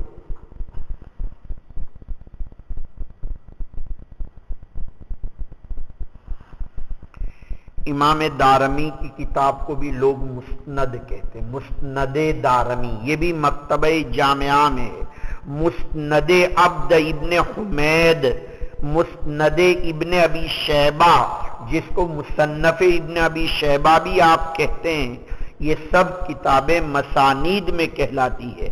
مسند طیالسی کا اگر مطالعہ کرنا ہے تو سلیمان ابن داؤد کی یہ کتاب جس کے اندر تقریباً 2767 روایات موجود ہیں، مسند طیالسی کے اندر تقریباً 188 صحابہ کی روایات ہے۔ مسند ابی داؤد طیالسی میں 2004 میں ان کا انتقال ہے۔ یہ اس لیے بھی عرض کیا کہ اتفاق سے آپ کے امام ابو داؤد جو سنن والے ہیں وہ بھی سلیمان ابن داؤد ہیں اور یہ بھی سلیمان ابن داؤد ہیں، نام دونوں کا ایک ہے، البتہ یہ سلیمان ابن داؤد 204 میں انتقال فرما چکے، یعنی مقدم ہیں طیالسی، اور جو سلیمان ابن داؤد سجستانی ہے وہ مؤخر ہیں، ان کا انتقال تو 275 کے اندر ہوا ہے، اور اس کی ترتیب بھی علماء نے مسند ابی داؤد طیالسی کی لکھی ہے۔ امام احمد ساعتی نے جن کا انتقال 1371 میں ہوا، اس ترتیب کا نام ہے منحۃ المعبود فی ترتیب مسند ابی داؤد طیالسی کے نام سے یہ کتاب ہے۔ مسند حمیدی، یہ وہی حمیدی ہے جو آپ کے یہاں سب سے پہلے دن ہے، یعنی حدثنا الحمیدیو، یہ وہی حمیدی مراد ہیں، امام بخاری کے استاد۔ 219 کے اندر ان کا انتقال ہے۔ صحابہ میں سے 180 صحابہ کی روایات کو مسند حمیدی میں ذکر کیا، 1300 روایات ہے، 1300 مسند حمیدی میں مکتبہ جامعہ میں موجود ہے یہ کتاب، آپ ضرور مطالعہ فرمائیں۔ آخری محدث مولانا حبیب الرحمن العازمی انہوں نے اس کتاب پر تحقیق بھی لکھی ہے، اور مسند ابو یعلا کی 2 مسندیں ہیں، مسند الصغیر اور مسند الکبیر، ان کا انتقال 307 میں ہوا ہے، اور آپ کے یہاں مسند امام احمد بن حنبل بھی ہے، 241 میں ان کا انتقال ہے۔ 1056 صحابہ کی روایات کو لیا ہے، اگر ہم تکرار کو شمار کرتے ہیں تو 40,000 روایات ہیں، اور اگر تکرار کو حذف کرتے ہیں تو 30,000 روایات ہیں۔ جامعہ میں 2 نسخے اس کے ہیں، ایک 6 جلدوں والا نسخہ ہے اور ایک 50 جلدوں والا نسخہ ہے۔ کاش کہ میں بھی تمہاری طرح جوان ہوتا، کوئی جڑی بوٹی ملتی ہو صحرا نام کے گاؤں میں۔ صحرا کہتے ہیں گودھرا سے کچھ 20-25 کلومیٹر پر۔ پرچہ سعادت میں اس کا تعارف موجود ہے، مراجعات فرمائیں۔ کوئی پرچہ سعادت نکلتا ہے، اتنا غیر مرتب پرچہ میں نے دیکھا کل۔ جی کسی کو جامع المعقول والمنقول لکھتے ہیں، یعنی اتنا مروج اور اتنا خسیس لفظ ہے، بغیر محبت اور بغیر عقیدت کے لکھا ہوا، خوشامدانہ انداز میں۔ اس کو انداز خوشامدانہ کہتے ہیں، محبت کا انداز نہیں۔ محبت تو ایک الگ ہے، اس کو کیسے سمجھاؤں؟ تم تو چونکہ محبت کو سمجھ ہی نہیں پاتے، اس لیے محبت کو ہم سمجھا ہی نہیں سکتے۔ یہاں سے لے کر یہاں تک کس کو محبت سمجھائیں؟ ایک ہی آدمی تھوڑا سمجھتا ہے۔ سمجھ میں آیا؟ ورنہ کوئی سمجھتا نہیں ہے محبت کو۔ وہ بڑی عجیب چیز ہے۔ ہاں، ان میں بھی ابھی ابھی پیدا ہوا، پہلے نہیں تھا یہ۔ ابھی ابھی میں دیکھتا ہوں کسی کی دعا لگ گئی، معلوم نہیں کیا ہوا ہے۔ میں بھی سوچتا رہتا ہوں، حدیث کا بہت احترام کرتے ہیں۔ ایسی محبت اور حدیث کا احترام پوری جماعت میں کوئی نہیں کرتا۔ حالانکہ جب میں یہ لفظ بولتا ہوں تو جاوید بھائی کو اتنی مرچیں لگتی ہے، اتنی مرچیں لگتی ہے۔ سمجھ میں آیا؟ اس لیے کہ وہ یہ سوچتا ہے کہ زندگی بھر پانی میں نے پلایا، دودھ میں لایا تھا، میں نے ان کے بستر سنوارے تھے، بچپن کے اندر ڈولچی لے کے جب چھوٹا تھا تو ان کا دودھ لینے جاتا تھا، اور اس نے تو فقط سیزن میں تھوڑا آم کھلایا ہے، اس پر تو جو ہے اسی کی تعریف کرتے رہتے ہیں۔ تو بہت مرچیں لگتی ہے جاوید بھائی کو، اور مجھے بھی انجیکشن دینا بہت اچھی طرح آتا۔ جب مجھے جاوید بھائی کو انجیکشن دینا ہو، سمجھ میں آیا، تو میں فوراً نام لیتا ہوں یوسف بھائی کا۔ طیب نام ہے، کیوں؟ طیب بھائی کا نام لیتا ہوں۔ تو جاوید بھائی کو بہت مرچیں لگتی ہے۔ کہتے ہیں میں نے خدمت کی، بدن میں نے دبایا، سر میں تیل میں نے لگایا، فون میں کرتا ہوں، گھر جا کے فون، سب سے پہلے فون حرم میں اگر کسی کے آتے ہیں تو جاوید بھائی کے آتے ہیں، اور کسی کا فون نہیں آتا۔ بہت انتظار کیا ان کے فون کا، طاہا بھائی کے، طاہا نام ہے، لیکن ان کا فون نہیں آیا۔ فون انہی کا آتا ہے، جب پڑھتا تھا جب بھی، جب نہیں پڑھتا تھا جب بھی، اور کسی کا فون نہیں آتا۔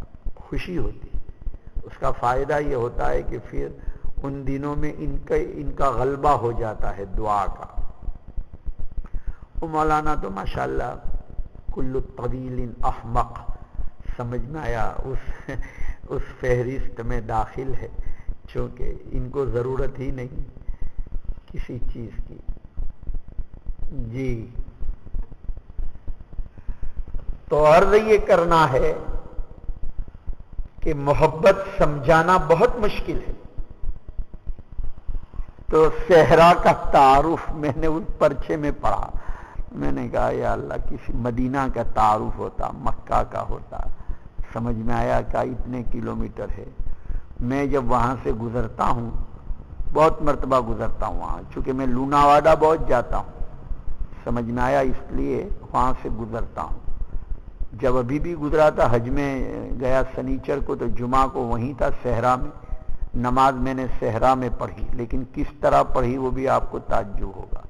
بہت دوڑ کے گیا مسجد میں، پوری مسجد بھری پڑی تھی، جمعہ کا دن تھا، جلدی سے جا کے میں نے استنجا کیا، فوراً وضو کیا، ابھی خطیب نے خطبہ شروع نہیں کیا اور میں نے اپنی جماعت کر ڈالی، 2 رکعت نماز، امام خود بن گیا اور 2 رکعت ظہر کی پڑھ کے فوراً گاڑی میں بیٹھ گیا۔ صحرا والوں سے بالکل ملاقات نہیں کی، سب دیکھ رہے تھے اور ملاقات کرنا، میں نے کہا میرے پاس وقت نہیں ہے، پلیز مجھے پہنچنا ہے، تو وہیں ظہر پڑھ لی، 2 رکعت نماز۔ اور صحرا والے سوچ رہے تھے، چونکہ جہالت کا غلبہ تھا کہ جمعہ کے دن جمعہ بھی نہیں پڑھتے یہ لوگ، اب ان کو کیا معلوم کہ ہمارے اوپر آج جمعہ واجب بھی نہیں، ہم مسافر ہیں۔ بہت دھٹائی نہیں بتانے کی، اللہ کے سامنے آپ کو سفر میں ہیں اور روزہ رکھ رہے ہیں، سمجھ میں اللہ ناراض ہوتے ہیں۔ افطاری کا کیوں جلدی افطاری کرنے کو کہا، کیوں دیر سے سحری کرنے کو کہا، اللہ پاک نے ایسا کیوں کیا، تیمم کیوں مشروع فرمایا، 4 کی بجائے 2 رکعت کیوں رکھی، سمجھ میں آیا۔ عرفہ کے دن حاجی کو روزہ رکھنے کی کیوں ممانعت کی، ایام تشریق میں روزے سے کیوں منع فرمایا۔ اب ایک آدمی کہتا ہے میں تو بہت طاقتور ہوں، سمجھ میں آیا، اللہ اس کو پسند نہیں فرماتے، ناراض ہوتے ہیں۔ اعراضاً ضیافت اللہ، اعراضاً تخفیف اللہ، اس کو عظیمت نہیں کہتے، اسی لیے اتنی اونچی بات کہہ دی، لیس من البر، کیا ہے، لیس من البر فی الصیام فی السفر، کوئی بھلائی نہیں ہے کہ سفر میں آدمی روزہ رکھے، اللہ کے رسول صلی اللہ علیہ وسلم۔ جی، اور آپ نے اعلان کیا روزہ افطار کرو، کچھ لوگوں نے نہیں کیا، کیا کہا آپ نے، سبق المفطرون، سبق المفطرون، روزے رکھنے والوں کو ثواب نہیں ملا، آج افطار کرنے والوں کو ثواب ملا۔ مزاج نبوت کو سمجھیے، مزاج شریعت کو سمجھیے، وہ جو تم لوگ بہت ایسا کر کے نماز پڑھتے ہو نا، ایسا کر کے، سمجھ میں آیا، اس کو آپ سمجھتے خشوع خضوع، مطلوب نہیں ہے۔ وہ نمازیں جو آپ کی آئے گی نا، تو ایک مکان بہت اچھا خوبصورت ہوگا وہاں، اور بہت اچھی اچھی جو ہے وہاں حوریں ہوگی، اور وہ تمام کی تمام نظر آئے گی اندھی ہوگی، تو آپ پوچھیں گے کہ یہ حوریں اندھی کیوں ہیں، تو کہا وہ آپ جو نماز آنکھیں بند کر کے، یہ وہ اندھی حوریں ہیں، شریعت اس کو پسند نہیں کرتی۔ مزاج نبوت کو سمجھیے، مزاج شریعت کو سمجھیے، اللہ کے حکم کو سمجھنے کی کوشش کیجیے کہ اللہ کیا چاہتے ہیں۔ تم نے کیا سمجھا اللہ کیا چاہتے ہیں؟ بس بستر لیے لیے پھرتے رہو، چاہے لوگوں کے معاملات کو غتربوت کرتے رہو، مولوی بھی کرتا ہے، سمجھ میں آیا، فقط تبلیغی نہیں، مولوی زیادہ کرتا، لیکن بیچارہ تبلیغی جلدی جلدی بدنام ہو جاتا، عامی آدمی ہے اس لیے،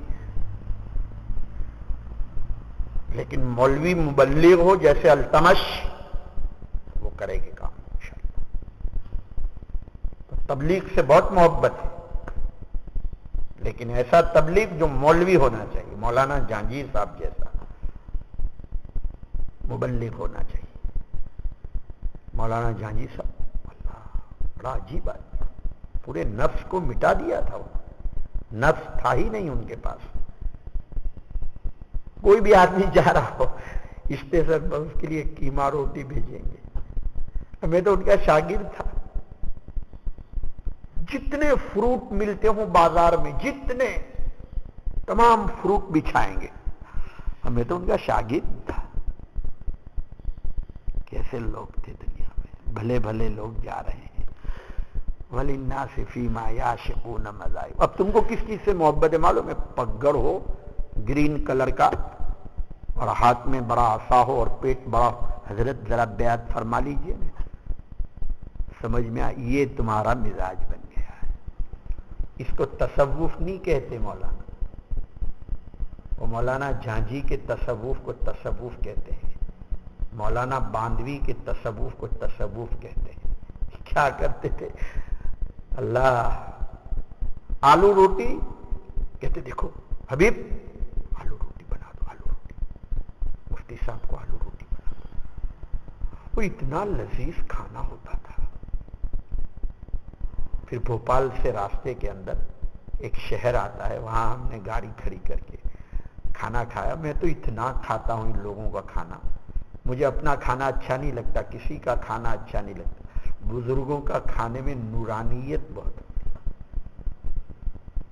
حلال لقمہ، اس میں برکت بھی بہت ہوتی۔ مولانا اس کو تصوف کہتے ہیں۔ یہ تم جو لوگ مجھے بتاتے ہو نا، میری تو سمجھ میں جلدی نہیں آتا ہے، سمجھ میں آیا نہیں؟ یہ تم جو صوفیہ جس کو سمجھتے ہو، ہم بہت جلد نہیں سمجھتے ہیں اس کو۔ اس لیے تصوف کو سمجھیے جس کا تعلق بندوں کے ساتھ بھی اچھا ہو، اللہ کے ساتھ بھی اچھا ہو، اور شکر کی کیفیت کا غلبہ ہونا چاہیے، مغفرت کی کیفیت کا غلبہ ہونا چاہیے، ہر وقت دھیان اللہ کی طرف، ہر وقت دھیان اللہ کی طرف۔ جب یہ کیفیت پیدا ہو جائے گی تو مزے آئیں گے۔ پھر 2 رکعت پڑھنا پڑا، وہ بھی کمرہ بند کر کے، سمجھ میں آیا؟ پھر اللہ سے مانگو، رو رو کے مانگو۔ یہ کیا ہر وقت تمہارے پیچھے ڈنڈے لیے پھرنے کا؟ ہماری تو سمجھ میں ہی نہیں آتا۔ بھائی نکلو نکلو، جلدی سے نکلو۔ یہ کیا طریقہ؟ آدمی کو کون سی صف میں نماز پڑھی، یہ کیا ضرورت ہے اس کو پوچھنے کی؟ 10 سال تک پڑھنے کے بعد بھی کون سی صف میں نماز پڑھنے کی پوچھنے کا؟ صف سیدھی کرو کہنے کا۔ آدمی کو خود جذبہ پیدا ہو جانا چاہیے کہ میں کس بادشاہ کے سامنے کھڑا ہو رہا ہوں۔ سمجھ شریف میں آیا؟ بہرحال یہ بھی بخاری شریف کی فتح الباری ہے، عمدۃ القاری ہے، ارشاد الساری ہے۔ یہ جو چند باتیں آپ کے سامنے آتی رہتی ہے بخاری کے ساتھ ساتھ، اس کو تربیت کہتے ہیں۔ یہ بہت ضروری ہے۔ اللہ سے اپنا معاملہ درست کرو، کسی کی غیبت نہیں، حسد نہیں، بغض نہیں۔ مجھے جن سے حسد کا خطرہ ہوتا ہے، میں ان کا نام بہت لیتا ہوں۔ مثلا کسی کے بارے میں یہ ہو کہ وہ آدمی کی شہرت بہت ہے یا وہ آدمی بہت کام کر رہا ہے، تو میں ان کا نام، اللہ حضرت مولانا کی مسائی جمیلہ کو قبول فرما، میں ان کا نام بہت لیتا ہوں۔ خطرہ ہو، حالانکہ مجھے اللہ پاک نے ایک بہت بڑی نعمت دی، ویسے بہت گنہگار آدمی ہوں، لیکن ایک بہت بڑی، حسد نہیں، بغض نہیں، کینہ نہیں، انتقام نہیں۔ یہ جو کوئی مولوی آ جاتا ہے اور اس کو کہتے ہیں کہ بھئی تھوڑی دیر ہی اب آپ رک سکتے ہیں، سمجھ میں آیا؟ جیسے مثال کی طور پر وہ اسجد کوئی آیا تھا بہاری ابھی، اور ہم نے کہا بس ہو گئی مسافہ، کوئی اور کچھ کام ہو تو بتائیں، اور آپ جلد چلے، سمجھ میں آیا؟ اب آپ سوچتے ہوں گے انتقام لے رہے ہیں، کوئی انتقام نہیں، وہ حسن انتظام ہے۔ اب ظاہر ہے کہ وہ ایک طالب علم سے ملے، سعد مراد آبادی سے ملے، کہنے لگے اچھا بتاؤ کون سی کتاب پڑھ رہے ہو؟ کہ مشکوٰۃ شریف۔ اچھا بتاؤ فصل ثالث کیوں؟ آپ جواب کہتے میں ایک سوال کروں گا تو تم جواب نہیں دے سکو گے۔ سعد مراد آبادی سے کہہ رہے ہیں، ان کو کہہ رہے ہیں، تو مطلب کیا کہ ہم وہاں جا کے اتنا پڑھا، حالانکہ وہ فصل ثالث یہی سیکھ کر گئے ہیں۔ وہ جو فصل ثالث کا تعارف جو ہے وہ یہیں سیکھا۔ اب مولانا عارف صاحب کو جب میں ان کے ساتھ دیکھوں گا تو مجھے تکلیف نہیں ہوگی؟ آپ بتاؤ، میں بھی بشر ہوں، سمجھ میں آیا؟ تو اس کو حسن انتظام کہتے ہیں، اور وہ ان کے ساتھ خصوصیت نہیں۔ ابھی فجر کی نماز کے بعد یہاں آ رہا تھا تو ایک صاحب مہمان خانے میں تھے، میں نے کہا کہاں سے تشریف لائے، کب آئے؟ تو کہا میں کل 2 بجے آیا۔ میں نے کہا آپ کل 2 بجے سے آئے ہیں اور آپ نے اب تک اطلاع تک نہیں کی، مصافحہ تک نہیں کیا۔ آپ کے گھر کوئی مہمان آ جائیں اور آپ سے ملاقات نہ کرے تو آپ کو کیسا لگے گا؟ یہاں مدرسے میں اگر کوئی بڑی چوری ہو گئی تو ہم کس کو چور کو پکڑیں گے؟ میں نے اس کو حسن انتظام کہتے ہیں۔ اللہ نفرت نہیں، خدا کی قسم، جب جو گئے ہیں گئے،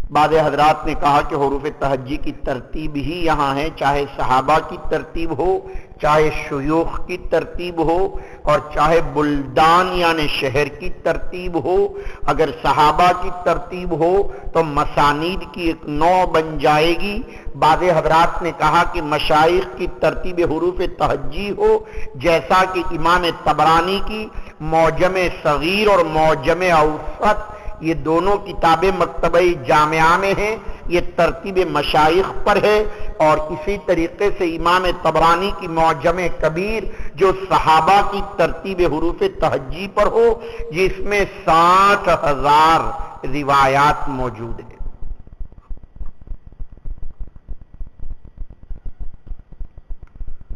معجم کبیر، معجم صغیر، امام طبرانی کی معاجم ثلاثہ بہت مشہور ہے۔ امام طبرانی کی یہ جو معاجم ثلاثہ کے متعلق آپ ہمیشہ پڑھتے ہی رہتے ہیں، آپ کے یہاں مکتبے میں یہ تینوں معاجم ہیں، آپ ضرور کل دیکھ کر بھی لائیں اور مجھے بھی بتائیں۔ اس کے بعد 14ویں نوع الاجزاء۔ الاجزاء کا معنی کسی ایک مسئلہ خاص کی روایات کو جمع کرنا، جیسے جزء رفع یدین امام بخاری کی، یا مولانا کشمیری کی بسط الیدین فی عدم رفع الیدین، یا مولانا ہی کی ایک دوسری کتاب نیل الفرقدین مولانا انور شاہ کشمیری کی فی عدم رفع الیدین۔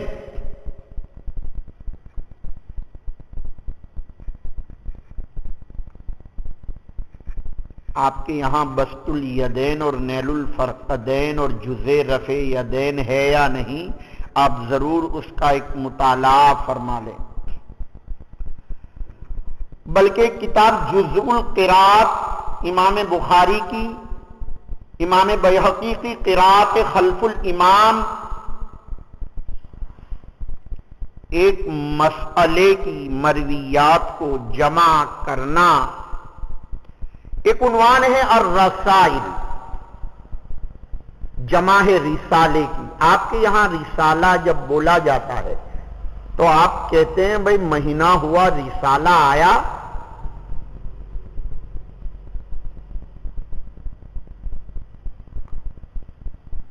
کون سا رسالہ؟ بحث و نظر آیا، علمی رسالہ ہے، بحث و نظر۔ یہ رسالہ میگزین کے معنی آپ کے زمانے میں، بلکہ رسالہ نام کا بھی ایک رسالہ نکلتا ہے، وحید الزماں کا، وحید الدین کا۔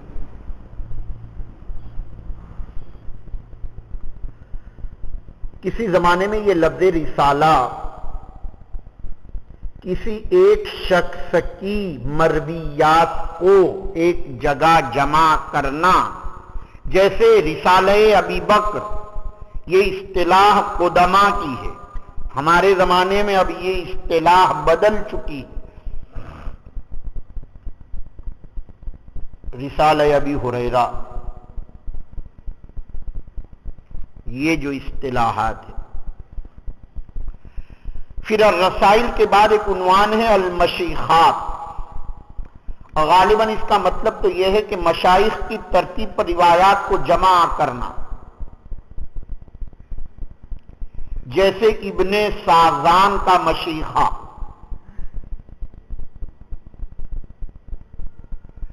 یا ایک استاذ کی مرویات کو ایک جگہ جمع کرنا۔ اس کے بعد نمبر ہے الاطراف، 17 نمبر غالباً آپ لکھنے جا رہے ہیں۔ کیا معنی ہے؟ الاطراف کے طرف کی جمع لغت میں تو الناحیہ کے معنی میں، لیکن یہ لفظ الاطراف اب ایک مخصوص معنی میں استعمال ہونے لگا۔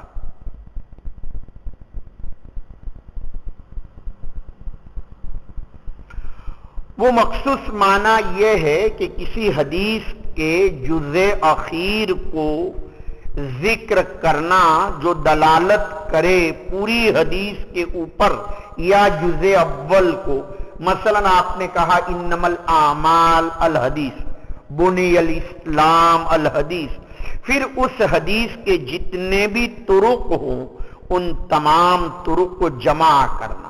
بعض مرتبہ کوئی ایک کتاب کو سامنے رکھ کر مثلا بنی الاسلام یا انما الاعمال بخاری میں کتنی جگہ ہے، آپ نے لکھا 7 جگہ ہے، اور 7 کی سندوں کو ایک جگہ لے آنا، یا 2 کتابوں کو سامنے رکھیں، بخاری مسلم کو یا 2 سے زیادہ کو سامنے رکھیں. جیسا کہ میں نے بچپن میں ایک کتاب دیکھی تھی، اب تک تلاش کر رہا ہوں، مل نہیں رہی ہے، نبراس الساری فی اطراف البخاری، علامہ عبدالعزیز گوجراں والا کی.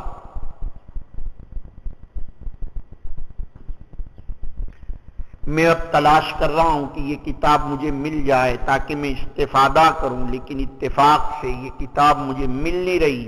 پاکستان میں اگر کہیں ملتی ہو تو واللہ عالم.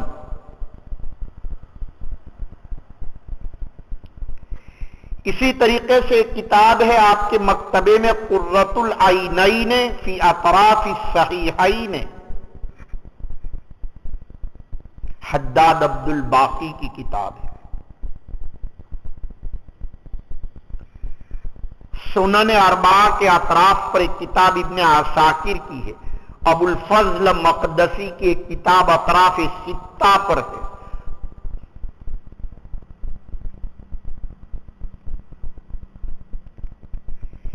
ابن عساکر دمشقی کی سنن ثلاثہ کے اطراف پر جمع کیا، جس کا نام ہے الاشراف علی معرفت الاطراف.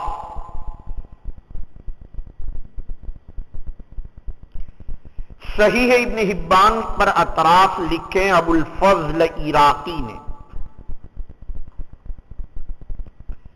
علامہ جمال الدین مزی کی کتاب ہے تحفۃ الاشراف بمعرفت الاطراف. سراج ابن ملقن کی کتاب ہے الاشراف علی الاطراف.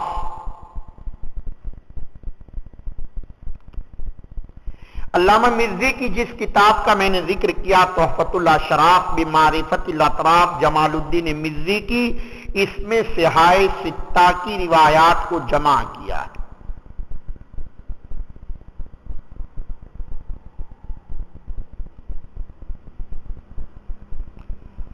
بلکہ تعلیقات بخاری کی روایات، مقدمہ مسلم کی روایات، مراسل ابی داؤد کی سندیں، شمائل ترمذی، علل ترمذی، سنن کبریٰ، عمل الیوم واللیلہ، خصائص علی، ان تمام 8 کتابوں کے اطراف کو جمع کیا علامہ مزی نے.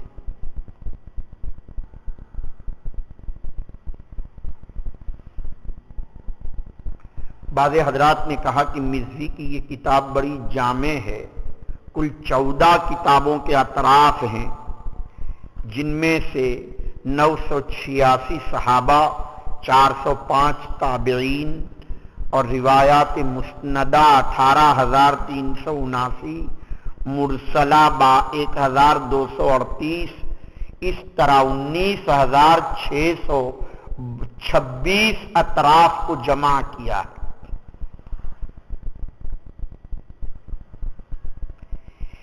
اس موقع پر ایک بہت اچھی کتاب کا ذکر کروں، حافظ ابن حجر اسقلانی کی 8 جلدوں میں آپ کے مکتبے میں ہے اتحاف المحارہ باطراف العشرہ. ان میں 6 کتابوں کے ساتھ صحاح 6 کے ساتھ مسانید اربعہ کے اطراف کو بھی جمع کیا، یعنی مسند امام شافعی، مسند امام احمد بن حنبل اور مسند دارمی، ان کی روایات کو بھی آپ نے جمع کیا. اس کا نام ہے اتحاف المحارہ باطراف العشرہ.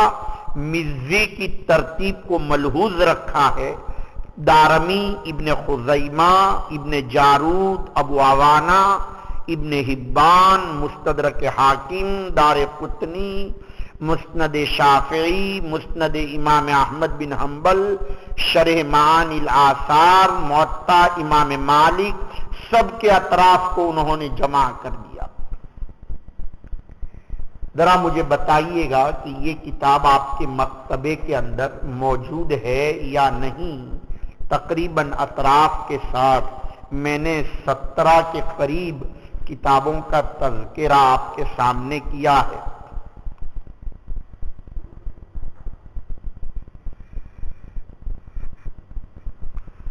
اس کے بعد ایک 9 ہے، تشریف لے جائیں بہت دیر میں۔